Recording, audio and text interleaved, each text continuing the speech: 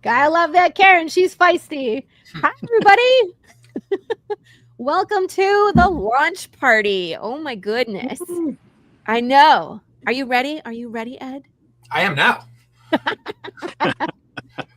After my adventures in launching, I am ready. Oh, do you want to talk about that real quick? Because that was crazy. All right. So this is my 14th Kickstarter. And when I'm launching the Kickstarters, every single one of them before this, literally you press, submit for approval, and within 30 seconds you have your approval. So I'm used to that. That's what's been happening every single time. Well, this time I submit for approval and did it last night. Like, okay, just formality.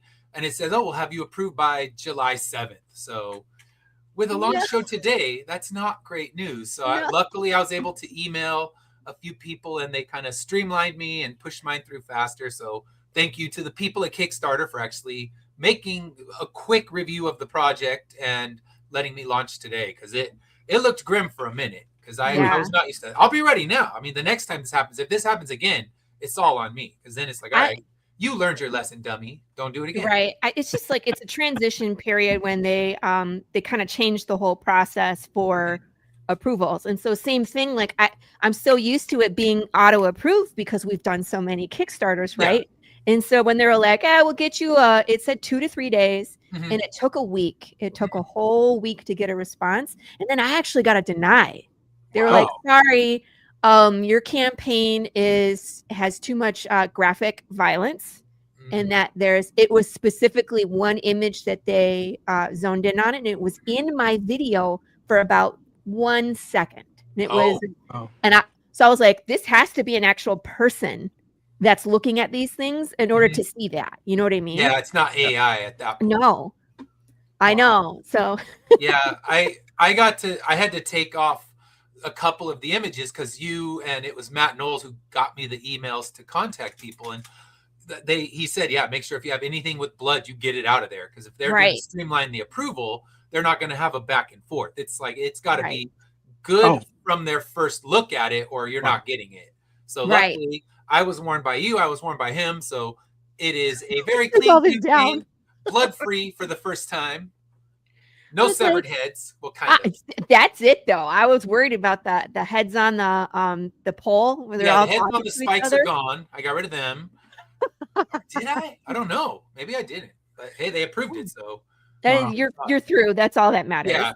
So, I had to change the Dr. Mann image to not have the completely wrecked one.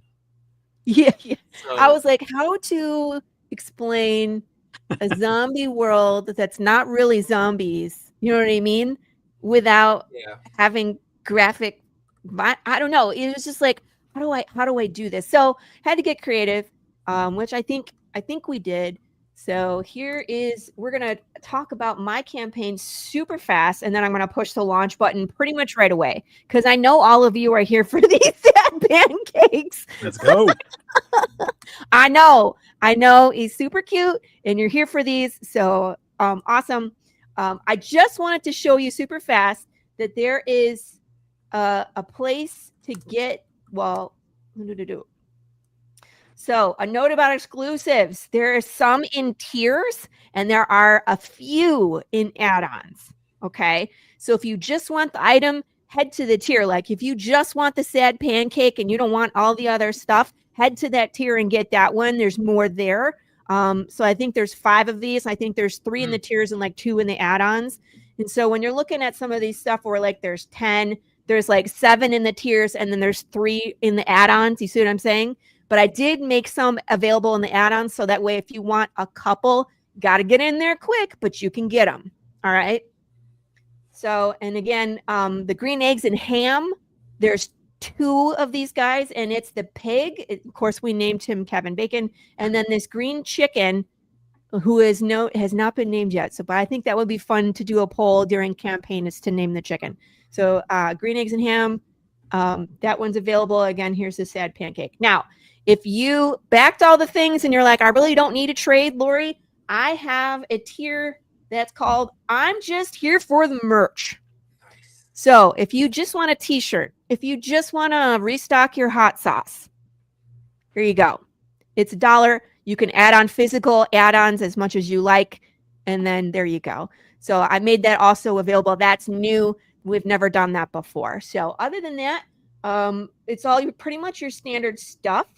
We have the 2 different sizes. Make sure you're clicking on the right one. So there's the traditional size, and then there's the digest size, which is a 6x9. So, but I always have like a picture on there, and it says 6x9 on it if that's the one. You get it? So standard size for volume 1 and 2. You guys are smart. You can figure it out. So with that being said, I'm going to take this down and we're going to launch this thing. Ready? Yes. Let's go. The preview. I hope you're ready. People are going to be knifing for those sad pancakes. I'm telling you. I'm ready. Let the fighting begin. Yeah, let the knifing begin. And it's live. There you go, guys. Ooh. By the way, we forgot to introduce Rogo.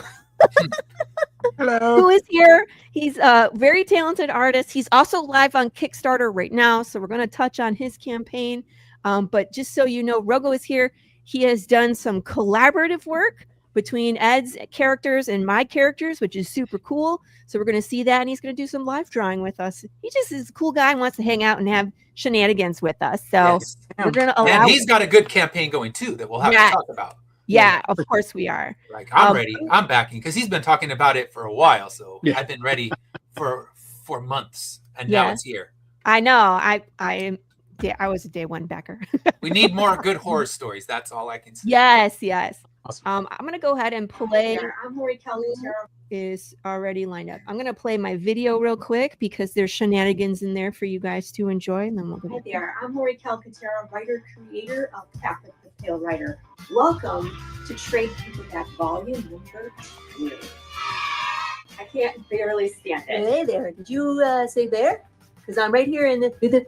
I see how this is going to be. Anyways, I am so glad you were here with me. What a wild ride issues 5 through 8 are. I mean, we started with Sad Pancake, Blister Beetle, Camps of the Undead, Miguel Blanco, Mission Impossible style plans that just blow up immediately, the Undead Retirement Community, and finally, the Golden City. This is where Jude's path has been leading us to issue number 1. And the answer to where death is so close that I can taste it. Oh my goodness, are you new here? Yeah, here's a super fast recap of what the heck is Path of the Pale Rider. Oh, What is Path of the Pale Rider?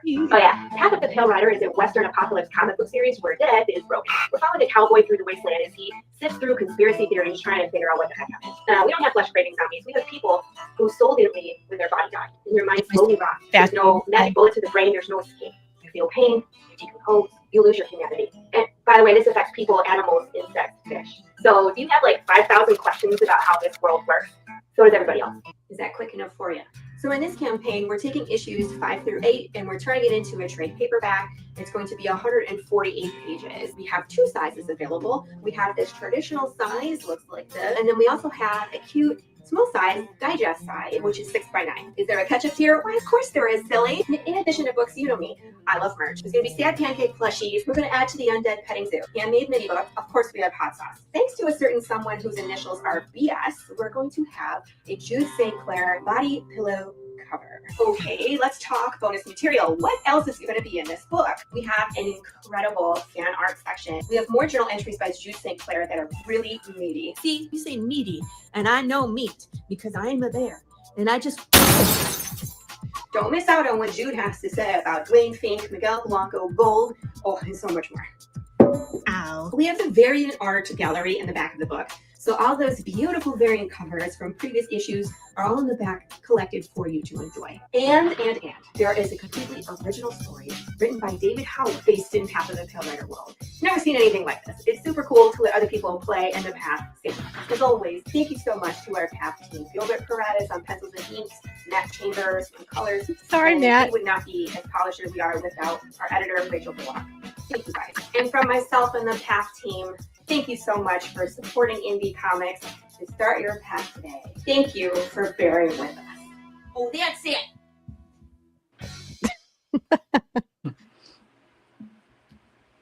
Gotta enjoy this shenanigans. Awesome. Shenanigans. My favorite restaurant. Shenanigans? Shenanigans, yeah. There's a store called Shenanigans? No, I think it's a fictional one from, was it Waiting? But everyone swears that there's a Shenanigans, but it's actually Bennigan's, something else. Okay, yeah, I've heard of that. But we need one named Shenanigans. That'd be a good restaurant name. I'm ready for that. Yeah. Yeah, that was a Ryan Waiters Reynolds. throw fries at you.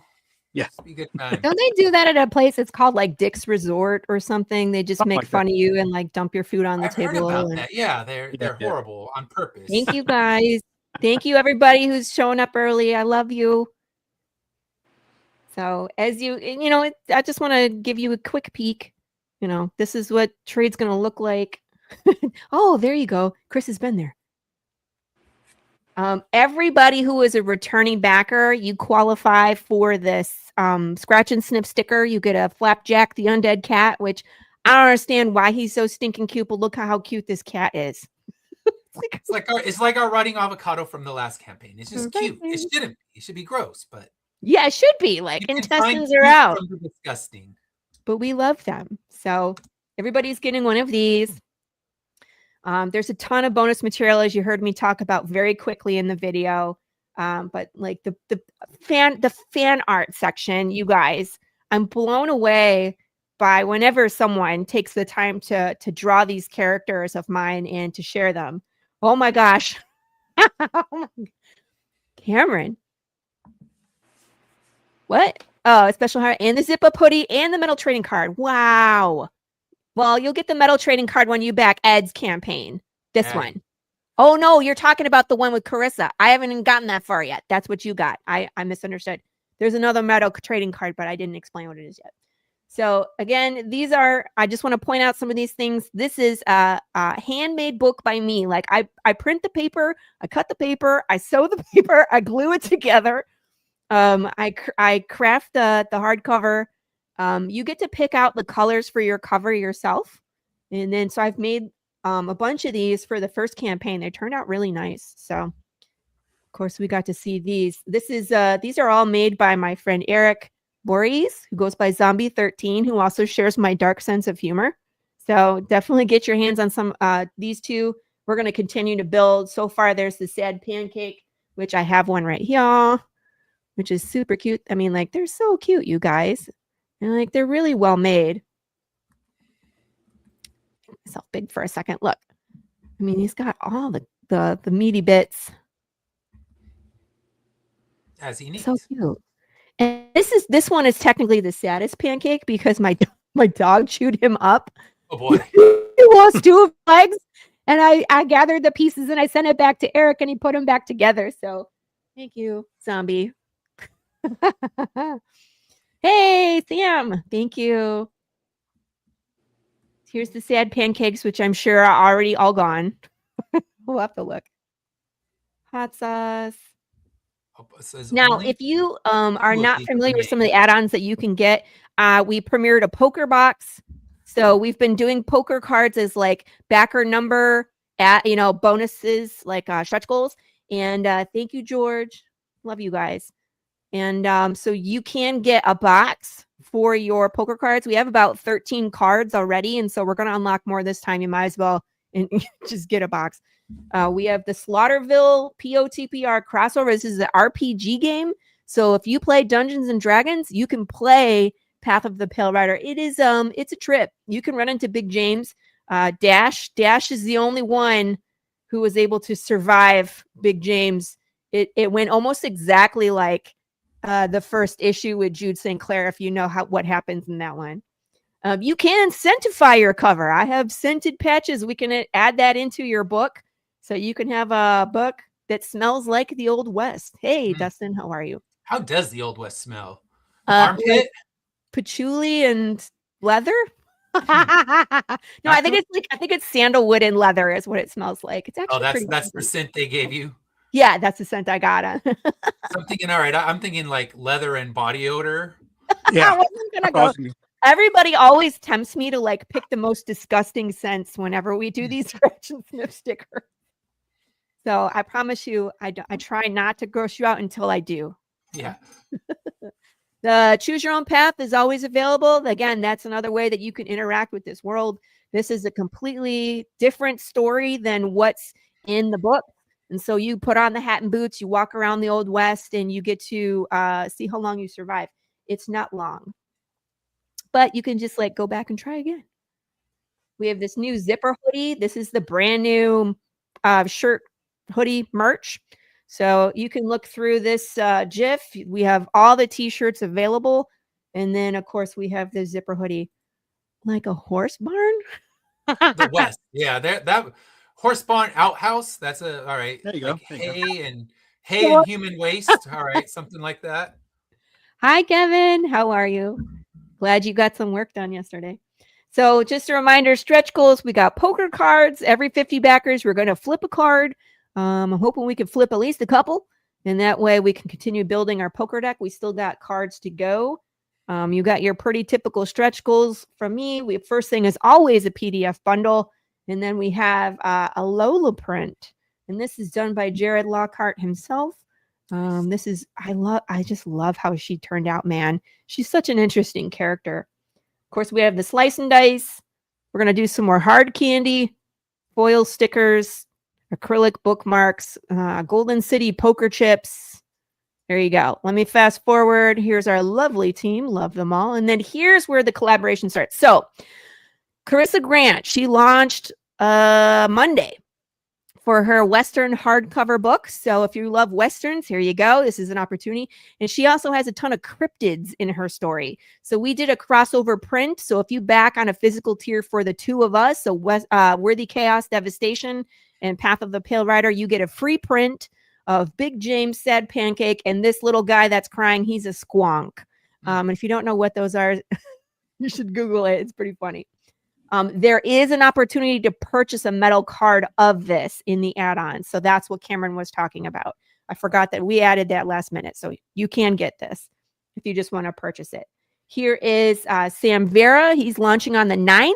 And again, Sam Vera and I go way back. Well, he goes way back further than I do. But when I first came into the game as a brand new newbie and I met George Medina and Sam Vera, they're super cool guys. They have the best podcast about indie comics out there called Catch the Craze. And both of Sam and my issue ones have this giant bear in the end of the book. So he did this crossover print for Big James and his little alien called Duty. And I love this because this calls back to, our issue ones and like our history together as creators. And he's just an all around good guy. So I will be reminding everybody on July the 9th that he is going to be live. I put a link right here, if you see it, to his campaign. So when if you do sign up for pre-launch, when this one goes live, you'll automatically get an email so you don't forget. And so he is willing to sign these. Cameron is trying to convince me that I can sign these too. Sam will have to get together and sign all these prints together. Why not? And then, of course, Ed and I, because our books are like the worst way that you can live forever. Decided we also needed some collaborative merch.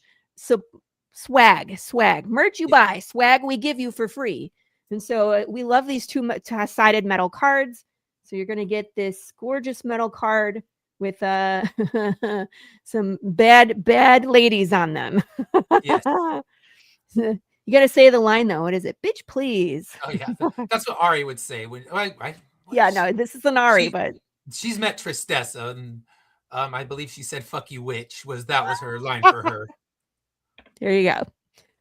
So anyway, that's the meat and potatoes of this campaign, you guys. It's live now, so go ahead and go through it. Have some fun. See what you like. We are almost halfway funded. Amazing. And now I'm going to take this off the screen. And I'm going to hand the reins over to Ed. He is going to bring up his campaign. All right. I'll throw it up on the screen for you. Are you having fun there, Rogo? What you doing? I am. I'm just showing you all the process, breaking it down. Had a lot of fun drawing these characters, and this collaboration was a huge opportunity to draw these characters. So thank you all for that. I appreciate it. Glad to be part of it. Let's see. I'm getting this up, and I'm going to go to the preview version. Where is that preview at? I always love when people are like, "Can I draw your characters?" And I'm like, "Yes, please." Yes, please. Yes. Yeah. All right. So this is for issue 12 and the volume 2 graphic novel. So you can go either or. If you've been collecting the floppies all the way through, you can get your newest floppy, keep your collection going. If you are a wait for the trade kind of person, well, your waiting is over. We have volume 2, which is going to be issues 7 through 12 collected. It's also going to include the short story that I did for Tales from the Collective Initiative, which I did in a manga style, which showed what happened in Japan the moment immortality began. So we saw a different part of the country on a different day, because of course January 1st isn't their new year because their time zones are different. So theirs hit like the middle of the day and immortality began. And that it's a short 6-page story, but it also introduces our kind of big bad for the whole third story arc. He has been in the second story arc, but you'd have to figure out who he is, and you blink and you miss him. But I do that a lot. If you read along, like starting in issue 3, we start seeing one character until finally issue 9, we get her whole backstory. So I like to throw little snippets of imagery at you, and then finally you realize, oh crap, that is actually important, not just throwaway imagery, because that's how we do it. So you have the 28-page final issue of this story arc, not final issue of Immortal Era. This is our halfway point. So we're making it to the middle of everything. And you can also get the 172-page softcover edition. The softcover edition is just going to give you the main story and then the main cover of each book and the extra story from the Tales from the Collective, because a lot of people didn't buy the collective book, and it is hugely important. So that's why we're putting it in this trade. And it's something I might even add as a stretch goal. If things are going really well, we can add it. Like, let's add that to issue 12 for my floppy people, so they can get a chance to get it. If nothing else, everyone will get it digitally. So you can at least read that little mini story and see our new villain, who, like I said, he's already been in, and then it can be the speculation. Who is he, and where did we see him to begin with? So if you don't know, Immortal Era is the other side of why immortality sucks. And this one jumps 200 years in the future, where we see a world just decaying, falling apart. There's no resources left. People have resorted to cannibalism, which a less refined version of cannibalism than we see in the Pale Rider. Yeah. I was like, there are no finally talk about involved. That. Because when you were talking about cannibalism, there's so many times I want to be like, but yeah, no, yours get served buffet style. Mine, they just chew it right off the bone. Delicious. So they're like, I see a walking piece of meat walking right by me. I'm going to eat him real quick. Maybe I'll leave a little bit more. As we see with our guy, Dr. Man, they left the head because there's no meat on the head. So they left him to suffer this way. And they are on their mission to find the next relic that they need to find. And these relics are the pieces of death. If you're, I guess, kind of spoilers, death is gone and they have to reassemble all the pieces that were chopped apart. But they are now working on getting the second piece, and things are not going well. Ari and Miguel are trapped with a large squadron of aid soldiers. Kimberly has been just beat to shreds by this man, and our guy Rob is tied up by a witch and she's stopped his breathing. So all three of our heroes are in peril. They're doing everything that they can to try to escape this peril and get that piece of death. But this is the issue I've been promising all along, that I blow up my own world. So things are going to get really crazy after this issue because nothing's going to be the same. And that will lead us to our final 2 story arcs where things really get crazy. And my wife still yells at me for a few of the decisions and says, she's like, you need to reconsider. What you're doing is terrible and you're a horrible human being. So that's the kind of stories I love, though. And I'm like, you did what? Yes. Throw the book and then I go and pick it up, sadly. Yeah. And then you grab it later. Yeah. So we get our first 5 pages of this issue where we see the president has trapped Ari and Miguel and they're trying to get away. Kimberly remains trapped, but spoiler alert, she gets out of this one by sticking the needle with the sedative right into his ankle. So she's going to be okay, but what about the rest? We'll have to find out, because this is a flashback to Rob's crypt, and then we move right ahead to them trying to get away from a large squadron that wants to kill them. So if you want to read these, I'm going to go through them just super quick. I have quick spoilers for every single issue so far. So you get the full story, but it's spoilers. So if you just want to say, hey, I just want to start with issue 12, I don't need to buy a trade, you can read this. You'll get enough to know what happened and move on to the next. So we have the 3 main covers. We have our main covers done by Fish Lee. He did a beautiful exploding walking cover, and I love it. So Fish did our main cover. The holofoil and variants are both by Caesar. So you can see kind of the lettered versions. We have those now. And this one's going to be so beautiful in metal and holofoil. I can't wait to see how these colors kind of just pop for it.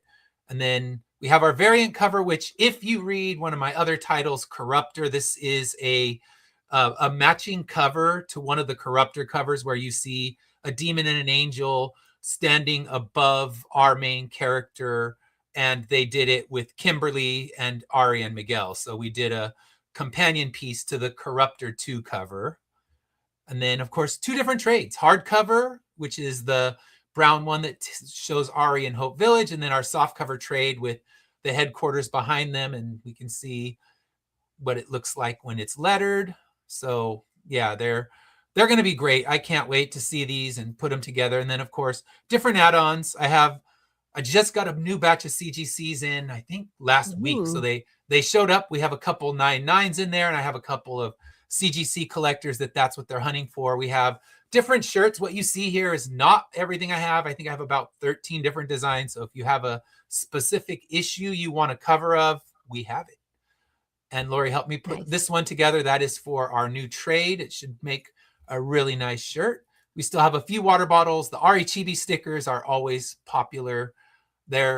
I printed a ton of them, so they're not going to run out, but they always sell well. They're holofoil stickers as well.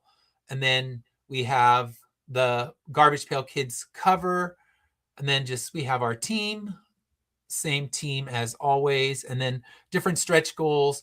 I'm going to add one on there for adding those extra pages to the floppy. So with no more delay, I think it's time to get mine up and launched as well. Yeah, I'm going to take it off the screen for just a second. Yes, please. Never I forget know. that. Yes. All right. Drum roll, please. All right. They're giving me all my warnings. Let's launch.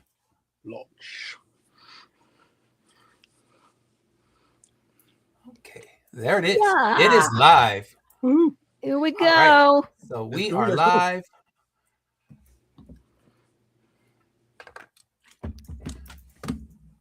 Amazing. So I am excited about this one because, like I said, people always are telling me they want to wait for the trade. So it is here. Yeah, and I mean that's pretty common. We get you get people all the time that either they're usually one or the other. They really want to collect the individual issues, or they really want to collect the trade. And then, by the grace of God, we have those ultra fans that do both, right? Yeah, yeah.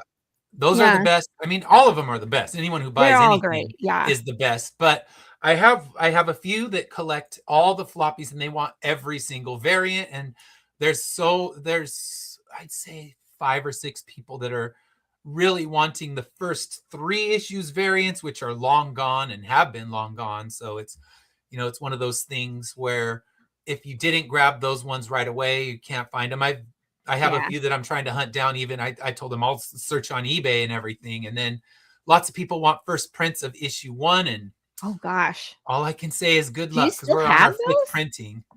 I don't. I have one for myself. So that is all I have at the moment, is just a single copy of one that's graded for my own private collection. And then I'm always on the hunt for them. So I'll go to comic shops and things like that. And if they happen to have them, I will snatch them up.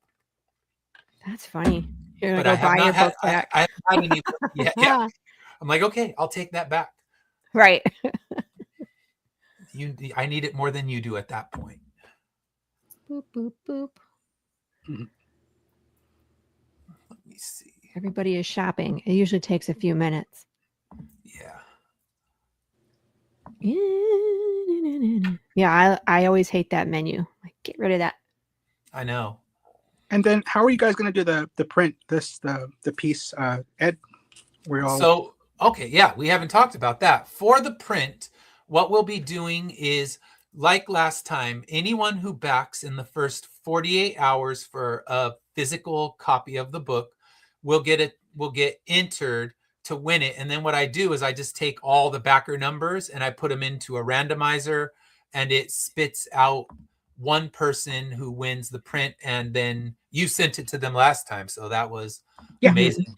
Yeah, I'll also throw in some stickers. I had them on screen for a little bit earlier, but I have some stickers I'll include for my campaign as well. We've got some beautiful art from some of the guys that did artwork for Hollow Queen.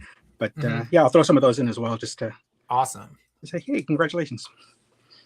But yeah, this piece took about 12 hours roughly, just here and there between work breaks and and Laurie yeah, lighting a fire under me last night. I swear I was doom scrolling. I was like, I'd stopped drawing and I was like, I don't want to draw right now. Oh, my post. I see the post and I just see people responding and I'm like, let's go. So I just picked up my iPad and started going again. No, but it was really what I needed. It was like a kick in the butt. It really was, because I was kind of like, I don't feel like drawing right now. And I hate when I get like that, because I'm just like, I could be, potentially working on something, because there's plenty of work to do. So that was perfect timing. I swear it was like 3 minutes of that. And then I saw the post and I was just like, okay, it's a sign, man, get back to work. And so, you got Miguel and you have Jude St. Clair and in their little crossover. So you got to love that. Yeah, it's a lot of fun. Yeah. George, both of especially for mine, I'll let Ed talk about his, but there isn't a draw-in option on this campaign, just because the art's already final. Like, it's issues 5 through 8 that are final.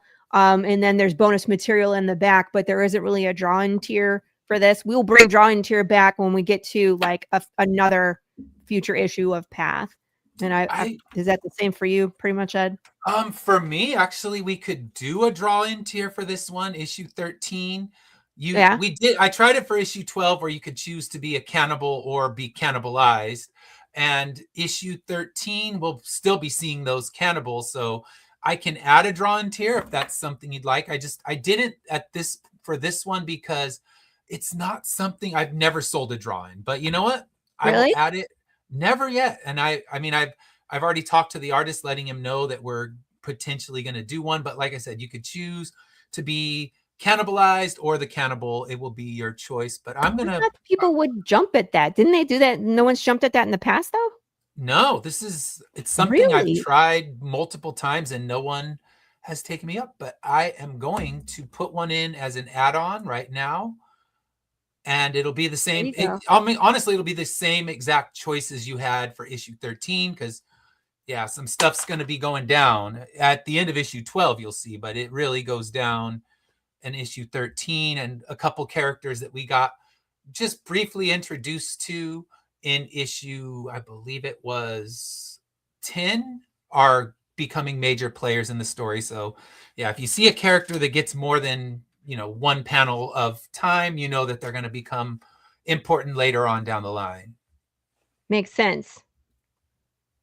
All right. So I know. I do that too, where I pepper in like characters. People are like, "Who is that?" And I'm like, "Oh, Yes. but just wait. They'll be important. They're coming." Yes. I enjoyed being in 2 of Sean's books. Did he kill you though? That's the question, George. Did you survive in Sean's books, or did he, give you the heave ho? It's funny because in my issue 3, I had a chance for someone to get drawn in and get mauled by Big James, and my father-in-law picked that, and I was like, "Dad," so I was like, "Are you sure?" He was like, "Yeah, just draw me with hair," and I was like, "All right, draw you with hair." It's like, at least give me some hair. Yeah, if it's fiction, I don't want to be bald. I'm with him. I feel that. Yeah, he was like, just draw me with hair and it's fine. All right. Too funny. All right, so I'm going to work on getting a drawing here right now. Would like to, I'm going to share another campaign, which is, of course, Rogo's campaign. Oh, thank you. Where am I going here? This one, yeah? Yeah. There we go. So, of course, I have a backer on this one. Okay. And I got mine as well. I'm ready. Yeah. I appreciate it. Thank you, guys. I really do. And again, thank you guys for the opportunities, for being on the show, for just collaborating on this stuff, and just helping me get the word out there. I really appreciate that. This is my first Kickstarter, my first solo Kickstarter. I did do some work with Jesse on Teen Strike. We co-created that one, and that one is like now on issue 7, I believe. But yeah, we did that one way back in high school, and it funded. And he's got another one coming out here pretty soon with more of our stories. And then me and Joe Solis, we did a co-creator on How to Hunt a Hero. That was our first one that we did like in 2021 technically, and it funded. It did well, number 0, then number 1, and then after that I was like, I think I kind of want to try and tell one of my horror stories. I love horror. I love everything Halloween and Summerween and all that stuff. So I'm a huge fan of the Headless Horseman and anything spooky like that. And on a trip to New York City, I went to Sleepy Hollow to visit Washington Irving's resting place and just visit the town of Sleepy Hollow. While I was there, I really got inspired. The story just kind of came to me. And then as soon as I got back, I just started, working out the details of the story I wanted to tell. And Halloween was born. And it's been a lot of fun. I've met a lot of really great people, artists, creators, writers that have given me great just advice and just help along the way. And through that, I've been able to network and get some really talented artists to do a lot of my covers. One of them from Path of Pale Rider, Gilbert Pettis, he did a cover for me. And I was so excited because I was like, hey, I need a Headless Horseman for one of my covers.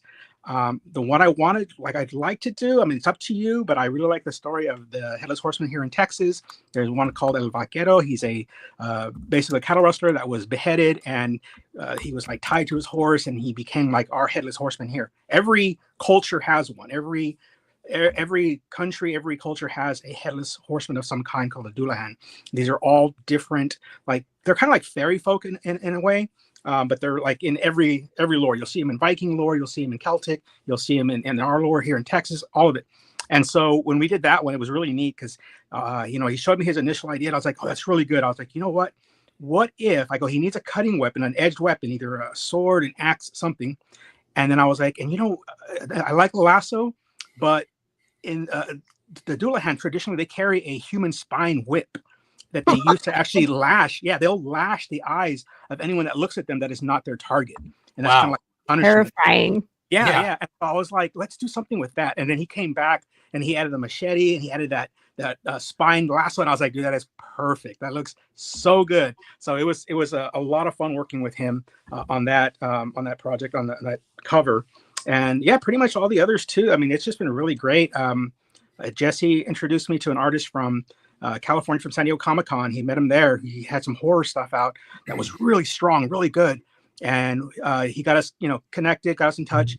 And he actually does a 8-page origin story within the book. So it's a 32-page book. Oh, wow. Yeah, but he did an origin story of one of the characters, basically the spirit of Halloween that you'll get introduced to in this. And the story in a nutshell is basically, this is a Halloween legend you've never heard of, but you're never going to forget. It's this perennial character named Halloween. She is a force of nature that is basically called up to service, if you will, to help whenever mankind is, threatened. It's on the brink of extinction kind of thing, and usually from a supernatural force. And so this first issue, you're going to be introduced to basically an army of Dullahan, of headless horsemen. There's a king, there's a queen, and then there's the army itself. You'll get a nice little introduction to some of these characters, and then you'll also learn more about who the Hollow Queen is and who her ally is, basically the spirit of Halloween. And that's just the first issue, and then we're gonna just go from there. A lot of this stuff came from just dreams, honestly. Like I've had so many dreams about this stuff, and it just inspired me to write more and draw more and all that stuff like that. But yeah, I'm really excited. Again, thank you for the opportunity. Okay. I hope you guys back it. Yeah, that's it in a nutshell. For everybody that's watching, I dropped the links at the beginning. Well, I dropped them in the Facebook. I guess it would help if I dropped them here for everybody. If I have Gilbert's cover here. Yeah, here we go. I had it up. Oh, okay, great. Yeah, because it's like you have this whole section of covers, so I was going through them. So appreciate it. This one here is Gilbert's. It was really cool, and Gilbert's such a nice guy, and he was just like, he would go back and forth with me and about, hey, what about this? And yeah, awesome. And that's what I love a lot. Me being an artist, myself, just talking to artists and seeing your characters, like you were saying earlier, having somebody draw your characters is really, really, really humbling and very cool. Especially when I got my first fan art. I just posted it. Somebody from like across the pond drew Carrie. Yes, and oh my God, it was. And thank you so much for getting me in touch with her. I was like, how did I not see this? I've like been craving something like this. So yeah, it was really cool to see that and to get that. But yeah, just like I said, just a number of artists that just came in and just knocked it out of the park on this. I'm really excited, and like I said, I love the Headless Horseman. So like everything from Legends of Sleepy Hollow to the book to all of that. So it just all came into this story just so well and so easy on this first one. So yes, I'm excited. There, I put all the links in all the places now. So if you guys are watching the stream, and I just want to say, if you're watching the stream and you support us, any of us, give this video a share. That's one of the easiest things that you can do to support indie is to just share out the video that we're on, and we're just going through the campaigns, and it just gives us new eyes on the project. Word of mouth is huge in this business, I take the recommendation of my friends very seriously when it comes to like, you should check out this series, and I'm like, oh yeah, no, I'll absolutely check it out. And that's where a lot of my my things that I back when I find them is because it's been recommended to me. So let's go. Woohoo! Way to go. And I did add a draw in tier now. So you want to be a cannibal? You want to be cannibalized? I got you. There we go. That's a really neat idea. I like that. I might have to try that on my next one. Be cannibalized? We'll eat you. There you go. That's awesome. We'll consume you with our eyes. We will watch you get eaten. Yeah, it should be. I'm hoping someone takes it up because I want to see someone decide they want to be eaten by somebody in a book. So that'll be fun. Or be the eater. You get to choose. And in fact, you can even get drawn into one of our major scenes with Bree and Valencia, our new characters, dealing with some unsavory cannibals. All right. It's like, are any of your cannibals savory? I don't know. Yours serve on plates. You have savory cannibals. Oh, you know what? I did a podcast with the Zombie Book Club when we were talking in depth about issue 8. And so they were like, so wait a minute. when they're in the buffet, that's people? And I was like, yes. And they're like, so, and I have a cameo in that one too. Gilbert Perez drew me in and I got shot. So they're like, so wait a minute, are you then going to be served for dinner in this book? And I said, yes, that's how that place works. Is there is no undead there. That's what they do with them, is they just cook them up and serve them for dinner. Yeah. And they were like, buffets, don't mess with those. Right. It's the worst buffet, right? But they were like, it's so funny because they're consuming my idea, right? My story. And if you look at who's serving the meat in the buffet line, it's Gilbert Perez. He drew himself as the person serving the meat. And they're like, how poetic is that, where he's serving, you know, your ideas to us in the art? And I was like, that's deep. Yes. Yeah, mine, like I said, they're not as clean and refined, but it will there's always cannibalism, and it's gonna get I don't want to spoil things. I'm gonna shut up. Don't spoil. No spoilers. Please. I'll wait for people to read it. But yeah, you can choose multiple. I'll let you pick what scene you want to be in. I'll kind of let you know what scenes are available, and you can take the scene that you like the best and put yourself in there. I feel like Ari is saying, "Bitch, please," in this panel. Yeah, is she? She's not happy with them. I forget what she's saying there. I know she's not a fan of Rob Rockford. She wants to slap him upside the head many times. I mean, but he did destroy the world, so there's not much love. I was like, I mean, if you're gonna hate on somebody, that guy, he deserves it. Yeah. If anyone deserves a little bit of Ari's hate, it's the guy who destroyed the world. Yeah. And then disappears. Yeah, and then hid away for 200 years. What a jerk. And then these robots, there's so many twists, you guys. You know what's actually inside running these robots? It's devastating. Gosh, there's so many just good twists in this story. I love it, Ed. Thank you. Yeah, they're not robots. That's what we can say. There's no circuitry inside. Yeah. Cyborg. Go a little bit deeper into the lore of them as well in this newest issue. Yeah. Do we find more about witches?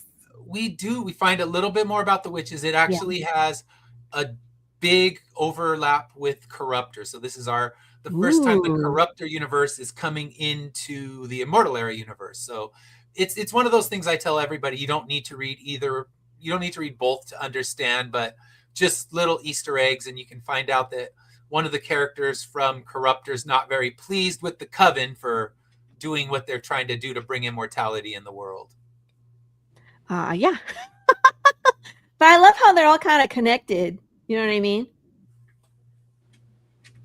Then people are asking, is Floaters connected? I'm thinking, I can't connect another universe. Yes, you can.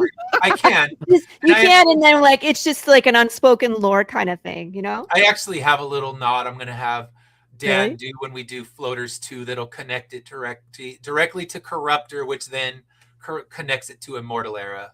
Now, the question is, will you be able to connect the Karen story to everything? That one, I don't know. That one is so on its own. It's just... But honestly, yeah, I could. When we get to the second story arc, because it's going to be 8 issues, 4 on Earth, 4 in Hell, and the 4 Karen? When they get down, then we could take it easily to Corruptor at that point. Yeah, that's true. One of the demons walking by, one from Corruptor. Yeah. There's our connection. So I guess everything's connected. I just have a giant MCU verse of the Immortal Era verse. The multiverse of Ed. Yes. This cover, man. This is going to be so hot in holofoil. The foil's going to look so good. Yeah, that looks awesome. I'm looking at him now. Woo. I know. I know. I got a preview of the campaign, so I was like, I already know what I want. Yeah, you're getting one of the last remaining issue 5s. Because I'm not putting them back. Last time you were like, I only got like 1 or 2 issue 5s. So I was like, oh, don't sell them. I want that. I took them out of the box, so they weren't even. I have one damaged one in the box, but generally people buy the trade or they buy an issue 1. They're not buying 1 through 12 floppy. So that's why I'm letting them all go out of print. Besides 1, I mean, 1 and 2 generally, because you can read 2 as a standalone. If you started with issue 2, you could still understand the whole series. So those are the 2 floppies I'll keep in stock, and the rest I'm letting them go out. I don't need that much to lug around. Trades are heavy. That's what you learn. And I find that too. So it's like I learned this the hard way. Is I ordered way too many copies of issue number 4, and of course we did a trade right after 4, and so I still have so many first prints of issue 4 left, and I was just like, this was a mistake, because then once the trade's out, people are generally getting issue 1, or they're just jumping to the trade, right? Yeah, they're not buying floppy like once in a while. I'd say 1 out of every 10 cons, someone wants every floppy I have. Right. Well, and they'll do that. Like I have a whole set of like William Russell variant covers, and so people will get that. Yeah. So I generally, like his following is awesome. Like they just love William's stuff. Hi, Brad. How are you? And he did a good floaters cover for me, and that one at cons still does really well. Yeah. So I always stock his covers for cons, and especially if it's a con that him and I are both at, like. Oh yeah, because then they can go get it double signed. Mm-hmm. Rogo, did we play the whole video of the draw, the time lapse? So do you want to do that? Let me reset it real quick. Let me turn it around. I know. I'm sorry. I was like, oh, he's back on camera, and we didn't do the thing like we said we were going to. Let me see. Oh my God, I'm gonna tip this down. Don't mind my feet. Hopefully you don't see my feet, but I'm gonna flip this down. Beautiful feet. Oh. Yeah. And let me see if I can remember how to do this. Time lapse replay. There we go. So yeah, roughly on this one, it was about 12 hours, roughly. Like I said, I would just do this in between breaks there at work and stuff, and constantly bug you guys for this or that. Hey, I need this, I need that. So I appreciate that. But yeah, it was, like I said, it was a lot of fun drawing Miguel and Jude. Just trying to decide the pose and the action, what was going on. My little Easter egg here is the background. Once you see it, it's actually from Sleepy Hollow. So you guys are in Sleepy Hollow. Your characters are in Sleepy Hollow. Cool. Some characters, nice. But yeah, the little bridge and stuff you're going to see in the background it's all actually from the town of Sleepy Hollow. So I wanted to put a little bit of that in there for me, But yeah, like I said, a lot of fun. They're both great characters to draw. Originally, I was going to have him throwing the blade and stuff, but couldn't quite get the composition to where I wanted it, like where he would still show that action. So I was like, I'll just chuck it in the head. So yeah, that was and then just figuring out the composition, like going back and forth and just seeing what worked and stuff like that. But yeah, both are great characters to draw. Had a lot of fun with them. I do a lot of concept work. I design a lot of the characters for like Teen Strike. I designed the characters for How to Hunt a Hero. It's a lot of back and forth. Teen Strike, me and Jesse, we kind of did that in high school. We designed these characters or whatever, and they kind of carried over. Some of the designs carried over and stuff like that. But it's a lot of fun. Just, I love just doing concepts. When I first started doing cons and stuff, I worked a lot of Artist Alley booths, and one of the things I would do is now you can do it with AI, which kind of sucks, but what I used to do is offer to draw you as a superhero. You would come up, you would basically give me your like FBI profile, who you are, what your powers would be, your favorite colors, just a nice little breakdown of who you were and what you would want to be. Do you want to be a good guy, bad guy? And I would design you an original character. And so I did that for about I don't know, maybe 10 years, and then after that took a little bit of a break, and 2021, me and Joe started working on How to Hunt a Hero, and yeah, the rest was kind of history. I just started to learn about the indie comic world and the community and stuff like that. And like I said, for me, it's been a very positive experience. I love working conventions. I love talking to people. If you can't tell, I love to talk. I did customer service for like 20 years, so I'm really just comfortable with just talking to people and trying to get them to laugh. Really just want them to laugh, because I love laughing. I love, being in a good mood and stuff like that. So, all those things just come in really handy for cons and stuff like that. Just, talking to people about books. It's a lot of fun. Yeah. And I take that with my artist stuff. I've been doing this since like junior high. So about, 100 years, just refining the process. Yeah. Refining the process and just, I'm constantly learning. Even this, like I normally traditionally draw on pencil and paper. That's my butter, my bread and butter. So learning to do this Procreate was a challenge. It was like drawing. Yeah. It's going from drawing like on so like the surface anyways, it's like going from paper to water. Like it's such a different texture, and so it took me a while to get really comfortable with it, but I've been enjoying it, and I do like it because I can make a mistake, and you'll see stuff in here where I'm like this, for instance, I did it this way and I liked it. It was really like flashing stuff. But then when I drew in the other figure behind me, I was like, oh man, I really love the face. And I figured I don't want to cover that up. So I was actually able to just adjust it right there. And I was like, oh, boom, easy. Whereas I would have to pretty much like, erase all that stuff and try and clean it up. And, so this definitely has its advantages. Plus they have a completed piece now in 12 hours where, on paper, traditionally, I'd have to pencil it, ink it, color it, all that stuff.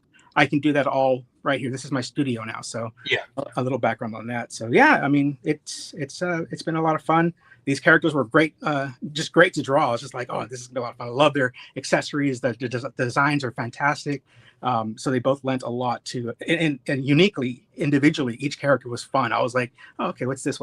I still got to learn what this little thingy is right here, like how to draw that thingy. So I kind of cheated that a little bit, just because I hadn't quite got that down yet. But I think I got all the other aspects in there pretty good. But yeah, a lot of fun. Like I said, drawing like undead, creatures, monsters, and stuff, a lot of fun. Yes. I do actually do an homage to Night of the Living Dead, or not, sorry, Return of the Living Dead. The guy that's going to be here eventually, he's kind of an homage, if to the Tar Man. Oh yeah, Tar Man. You'll see a little bit of a nod to that in there. That. So just to kind of give you some background on what I was doing, what I was thinking, the process, and all that. But yeah, I mean, Miguel would enjoy slicing and dicing those guys. Oh yeah, he'd have a good time.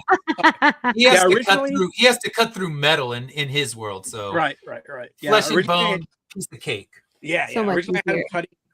He was like actually cutting like an arm off or something like that. But I was like, the knife in the head is pretty good, so I'll just leave the.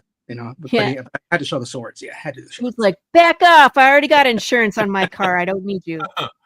But yeah, but like I said, both really fun to draw. I enjoyed it, and again, I am very grateful for the opportunity to work with you guys, both of y'all, very much individually, and in this duo. So good luck on the campaign. It looks fantastic. Looking forward to the books. I've been following you guys for a while, so I just love seeing what you guys are doing, learning from you guys too. So it's been fantastic. We're a good community. We like to find new people and take them under our wing. And I appreciate it. Now you're one of us. Yeah, I say solo, but it really is they say it's a village. It really is. So like Jesse, I want to give him a shout out real quick. He polished up the Kickstarter page. I mean, it was bare bones when I had it up. I was just like, oh man, it looks very kind of like plain Jane. Like I need more like, that pizzazz, whatever that the way it looks now. And so he went in there, we stayed up a couple nights, like 3 a.m, just hammering that out. And then Joe Solis, my partner and friend on How to Hunt a Hero, he kind of like helped me set up the skeleton, like the bare bones of it. Like we got all the, the dots, all the dots and T's and all that stuff taken care of. So, I learned a lot.